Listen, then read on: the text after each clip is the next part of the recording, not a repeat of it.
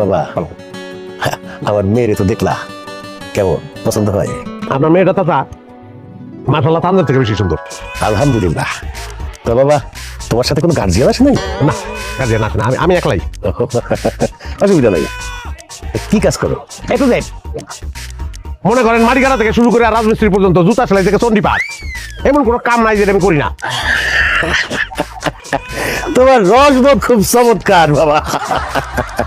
তোমার পড়াশোনা কতদূর? আমার পড়াশোনা মনে করেন matric fail, diploma engineering, honours masters, কোনো কিছুতে কিছু যায় না। তুমি অনেক মজা করো, খুব মজার মানুষ তুমি। না আমি মজা করতেছি না দাদা, সত্যি আমি আপনার বাড়িতে মাটি কাটতে আইছি। ওই যে বাজারে জাফরের কাছে আপনি বদলা বুঝতেছেন না যে বদলা কামলা নাই মাটি কাটানোর লেগে আপনার লোক লাগবো। হ্যাঁ আমি সেই লোক। এই বসে রইছিস কেন? ওঠ ওঠ, তুই মাটি কাটতে আইছস, তুই এখানে বসে রইছস, আবার এইসব কাপড় পরে আইছস। হ্যাঁ ওঠ, এখানে বসে রইছিস আবার। পোশাক আশাকের সমস্যাটা কি আমি এটা বুঝতে পারছি না। শুনেন আমার ছোটবেলা থেকেই আমি এরকম একটু পোশাক আশাকের ব্যাপারে সচেতন, সবসময় ফিটফাট থাকি। আপনি আমাকে গ্রামে খোঁজ নিলে জানতে পারবেন আমি নিজের সবসময় ফিট বাবু কই, মানুষের সবাই আমার সদরঘাট বাবু। ভাই মানছি আপনার সদরঘাট বাবু কয়েকদিন লেগে ওই যে উপরে ফিটফাট ভিতরে সদরঘাট। এই হাসি বন্ধ, এত হাসি কি হইলো?